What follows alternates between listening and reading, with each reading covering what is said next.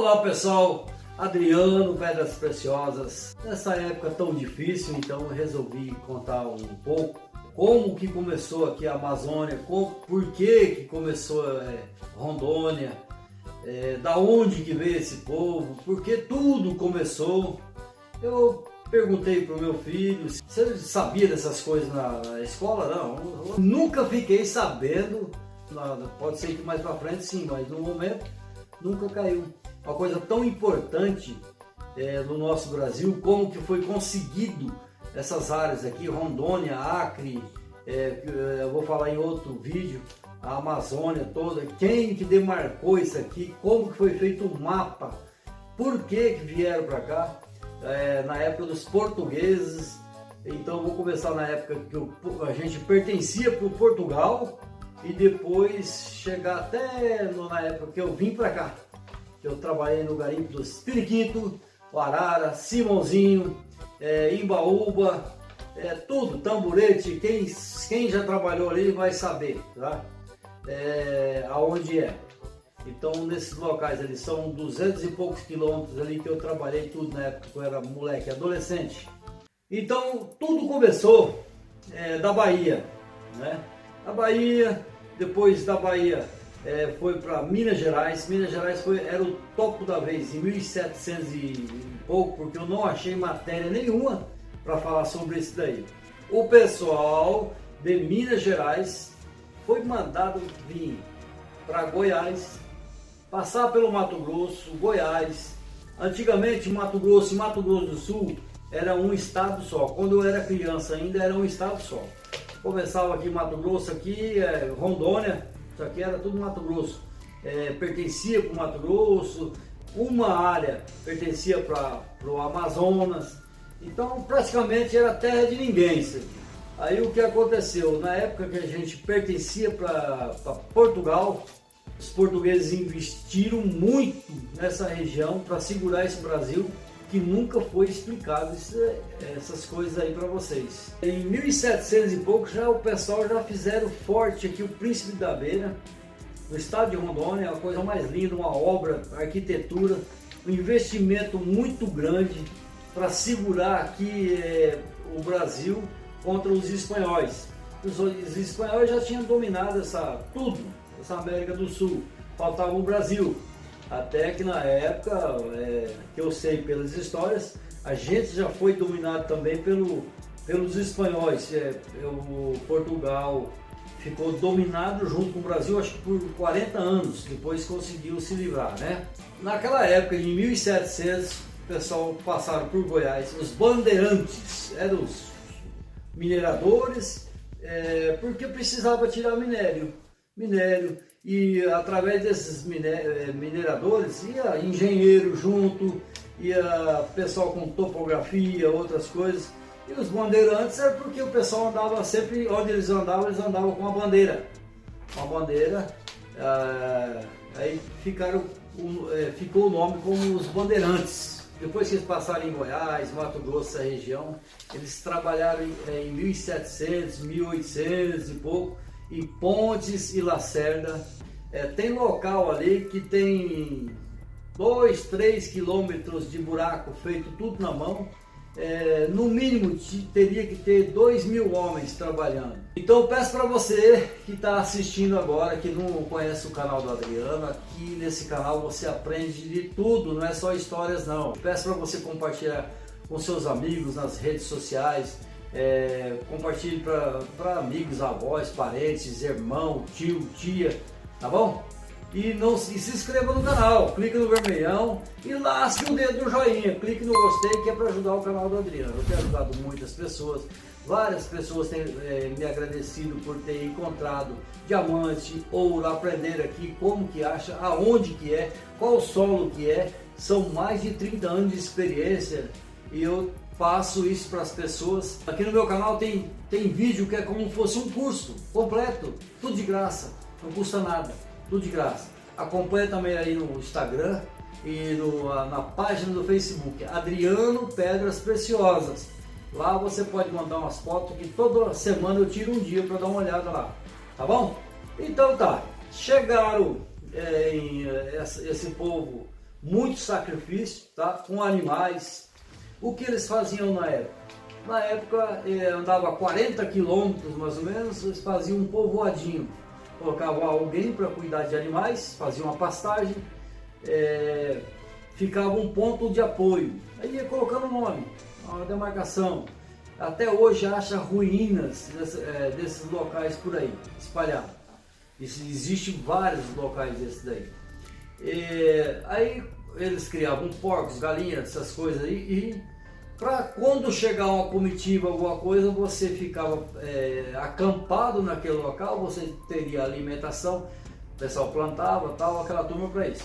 Aí trocava de animais, aqueles animais iam descansar e seguia adiante a viagem. Era assim que se fazia antigamente. Então esse povo veio para cá e praticamente a pé. O animal era para carregar os mantimentos e as ferramentas. É tudo na canela seca mesmo. Aqui em Conquista, em uma região, e também lá em Ponce Lacerda, tem local lá que eles trabalham na marreta e no punção. É tudo manual. Então, mas não é assim manualzinho igual vocês pensam com bateia. Eles tiravam toneladas e toneladas de rocha, moía na marreta, carregavam aquelas coisas com animais também. Aí fazia 30, 40, 50 metros assim de corrida que a gente chama.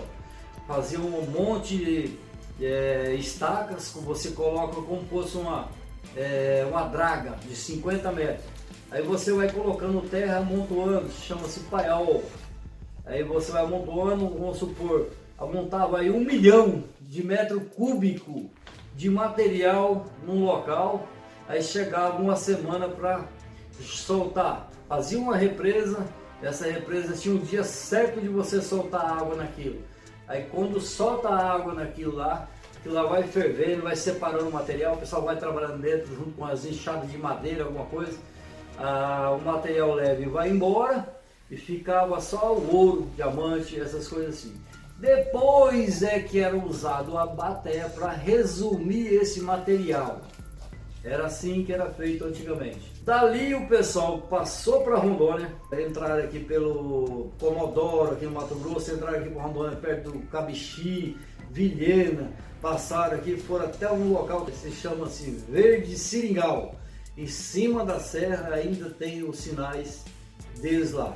A gente chama de Estrada do Tropeiro, dos Tropeiros, Estrada dos Tropeiros.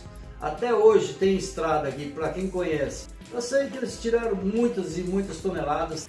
Então essa é uma parte, porque foi convidado muitas pessoas, qual o interesse dessa Amazônia. Essa parte ficou meio que quieto, daí levaram esse ouro, tal, levavam, era muita dificuldade, daí veio os barcos a vapores, e não existia motor ainda, então era tudo caldeira, tudo como fosse um trem, aí com a roda d'água e tal. Então essa parte do ouro ficou meio esquecido para cá, ficou meio quieto. Por quê? Tiraram muito ouro, mas o povo era dono, os portugueses eram o pessoal que estava dominando isso aqui, que estava segurando as pontas. Construíram o Forte Príncipe da Beira, tem outros fortes que deu problema na época, tiveram que construir outro. No Amazonas também construíram vários locais estratégicos para se defender de outros países na época. Muito custo, muito dinheiro e muita gente. Chegando em 1800, 1800 e pouco, 1840, 1850, começou a era da borracha. O mundo começou com a tecnologia, daí chegou em 1900, aí precisava de muita borracha. E o Brasil tinha o látex, que é a seringa cortada, a borracha. Aí começou outra etapa, aí o governo da época mandou aquietar, em 1900 e pouco, aquietar com esse negócio de ouro. Aí começou a outra etapa, mas daí vocês vão saber o negócio do ouro lá também, em Porto Velho, Guajará-Mirim. Então na época o pessoal, para pegar essa borracha, da Bolívia, que tinha muita borracha, no Acre, que pertencia para a Bolívia, aí o pessoal precisava vir lá do mar, entrar e no estado do Pará, Santarém, ir para Manaus, que tinha 4 a 5 mil habitantes na época, de Manaus subia até Porto Velho, barcos a vapores, né? Então a lenha com caldeira, então era muito difícil, mas a região da borracha era para cá. Aí o que acontece? Daí a Bolívia precisava escoar sua borracha também. Eu sei que na época aí o Brasil assinou um tratado com a Bolívia que eles poderiam usar o rio, né? Porque a Bolívia tem um rio muito grande que é o rio Mamoré, né? Que vem da Bolívia. Aqui onde eu estou, perto, vem o Guaporé, que vem do Mato Grosso, divisa com a Bolívia, vem descendo, cai o Guaporé, cai no Mamoré. Depois desse rio Mamoré, ele tem o rio Beni, que vem da Bolívia também, muito rico em minerais e outras coisas, que cai para o lado do Brasil, aí se torna o rio Madeira. O rio Madeira vai até Manaus, cai, daí começa o rio Amazonas, que é o Rio Negro, o rio Madeira, daí começa o rio Amazonas. Então na época começou uma grande procura da borracha no mundo, né? Sou um garimpeiro falando de borracha, mas tem a ver com ouro. Até que eu fui trabalhar nesse local, tem a ver com ouro. Aí um empresário muito grande dos Estados Unidos, ele comprava essa borracha. Só que o problema é que de Porto Velho para chegar em Guajará-Mirim era muito difícil o acesso. Tinha Cachoeira do Santo Antônio, Cachoeira do Tio Antônio, Cachoeira do Giral, Porta-Lombre, Corredeira, Imbaúba, tantas cachoeiras grandes que hoje foi feitas as usinas. Aí era muito problemático para você navegar, área não navegável. Você navegava aí 20 km, depois tinha que subir uma cachoeira muito grande, arrastar aquelas coisas, aí não compensava. O que ele fez? Ele fez um dos maiores investimentos na época no Brasil, foi feito aqui em Rondônia, a ferrovia Madeira-Mamoré. Foi feito na época aqui em Rondônia. Então teria que fazer 366 quilômetros de ferrovia. Então para usar vários trens, um e outro, tinha desvio. Aí esses trens existem até hoje em Porto Velho, que é no museu, não é divulgado, tem em Guajará-Mirim.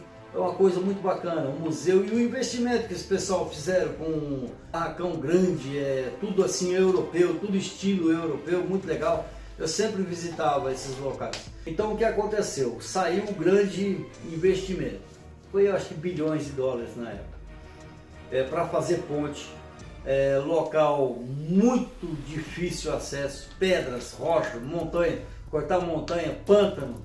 Aí pegava esse povo lá de fora, de outros países, da Alemanha, veio dos Estados Unidos, até da China, milhares de pessoas, né? Muitas pessoas, tipo 40, 50 mil homens. Cada dormente daquele ali, tá? Cada dormente é o que? Um pau de atravessado para ficar o ferro em cima, é o trilho. Cada dormente daquele significa a alma de uma pessoa, para fazer esses 366 quilômetros. Então você faz um cálculo, porque na época era difícil, tinha um índio selvagem, tinha muita fera, onça, aranha venenosa, cobra, febre amarela e o clima muito quente, e o pessoal se desidratava e era muito complicado. Pelo clima, inseto, o pessoal usava mosquiteiro no rosto para poder trabalhar, chapéu com mosquiteiro, que não há. Ainda na época quando eu cheguei lá, já era assim também, você não tinha nem como respirar. Depois foi melhorando um pouco, com repelente, com esses negócios, foi melhorando, mas é terrível. Então a verba saiu essas pontes, fizeram tal, deu problema, deu chuva, deu erosão, deu enchentes, estragou muita coisa, e uma empresa abandonou aquilo, ninguém mais queria ficar, homens se desesperavam, juntava 4 ou 5 e se fugia na selva, não tinha para onde ir. Aí teve várias rebeliões de pessoas nos barcos, nas horas, muito problema para fazer isso daí. Até que em 1873 ficou pronto 15 quilômetros, tá, dessa ferrovia. Aí depois de muitos anos conseguiram até terminar essa ferrovia. Terminaram essa ferrovia, então passou períodos grandes, muita gente passando mal, e o pessoal urro de animais de noite. Então o pessoal tinha muito medo. Aí e também muitas das pessoas que vinham trabalhar para esse local era tipo, combinava uma coisa, chegava ali era outra, e sabia que você estava num local que não tinha chance de voltar mais para sua casa. Então foi poucas pessoas que retornou ao seu país na época. Foi terrível. Então ficou pronto em 30 de abril de 1912, ficou pronta essa ferrovia. Aí começou o pessoal, já o seringueiro de Guajará-Mirim, essa região para cá, de 1000 e poucos quilômetros. O que eles usavam antes? Era o calhape. O calhape é o que? Você pega um monte de borracha e amarra tudo, coloca uns paus, tudo amarrado com cipó e sai rodando com aquilo. Chama-se calhape. Uma canoa para varejão, alguma coisa e tal, e umas cordas, cipó que tinha na época para segurar. Aí quando chegava numa cachoeira, eles tiravam todo aquele material, transportavam para o lado de baixo da cachoeira e assim ia até chegar na parte navegável, que era Porto Velho. Era muito difícil. Aí ficou pronto o trem. Aí para facilitar, para comprar borracha do pessoal. Só que nessa época do ouro, na época o pessoal nas escavações para fazer a ferrovia já descobriram o ouro. Apareceu gente lá com pó de ouro, o Rio Seco, quando as pessoas iam tomar banho, algum local, eles achavam aquele monte que parava a enchente, chamava-se praia, ouro de aluvião. Então, pó de esmeril e puro ouro. Os caras pegavam ouro rapando com a mão. Aí, era muito ouro mesmo, tá? Eu trabalhei nesse local depois. Aí, o que acontece? Descobriram o ouro, só que o foco era borracha. Todo esse investimento aí, e daí? Se deixa as pessoas trabalhar com ouro. Aí, o cara chegava com o patrão, falava assim, ó, eu achei um negócio importante, muito melhor do que a borracha. O que é? O ouro. Então vamos lá, vamos mostrar pra mim.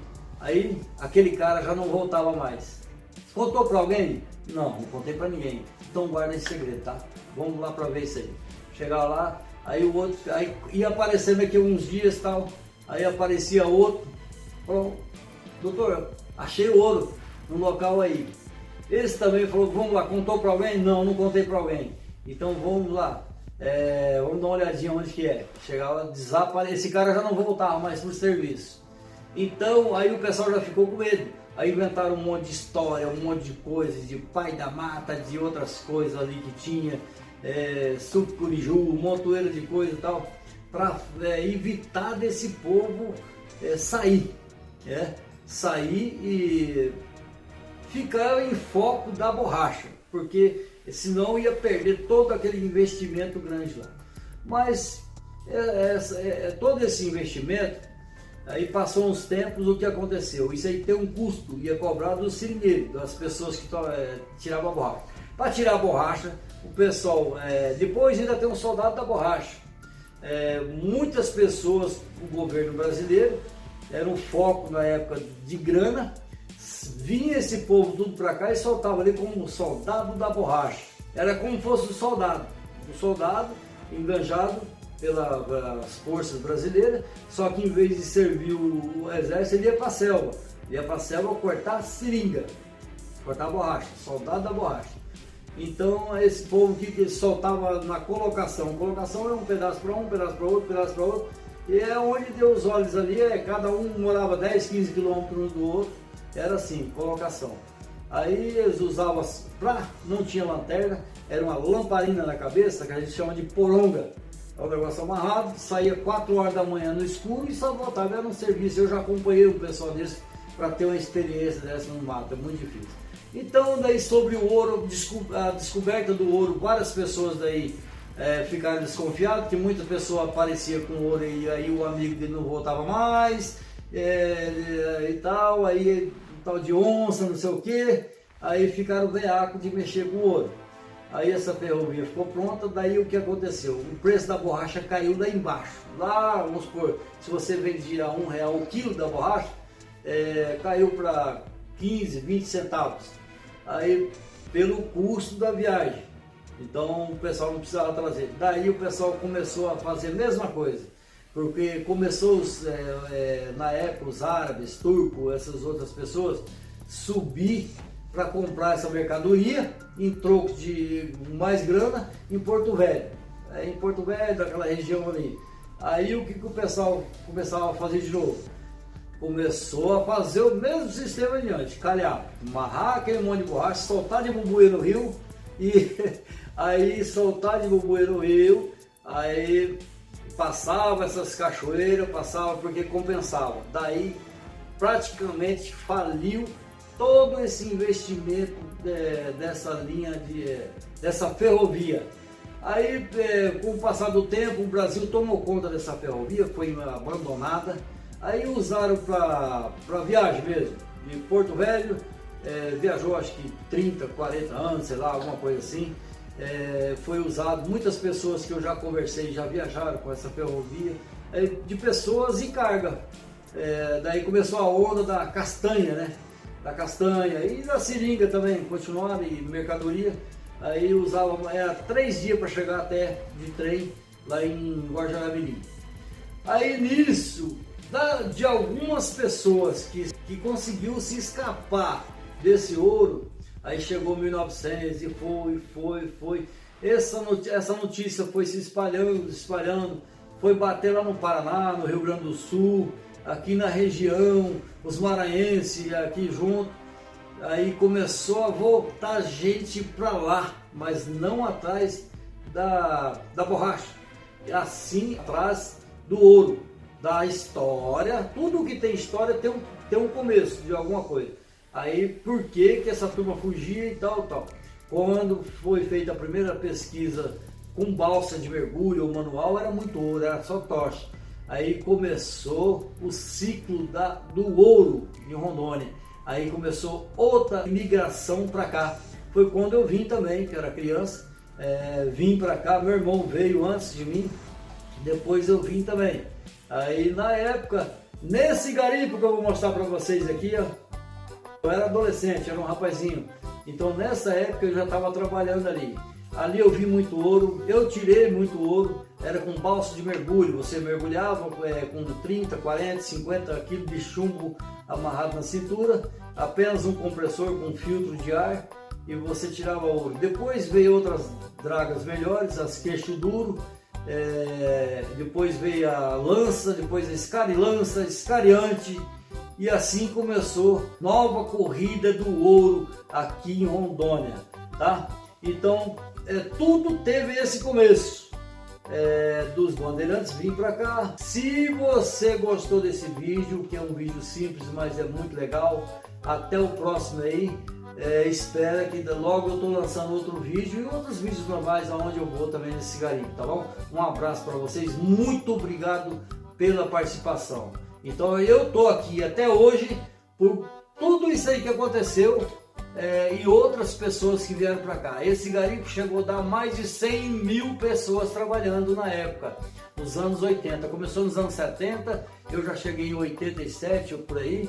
Aí fiquei vários anos trabalhando, dali que eu me apaixonei verdadeiramente por metal, e outras pessoas do mundo inteiro. Ali tinha americano, japonês, chinês, gente do mundo inteiro e do Brasil inteiro, homens e mulheres trabalhando para levantar esse país que já caiu muitas vezes. Um abraço para vocês, até o próximo.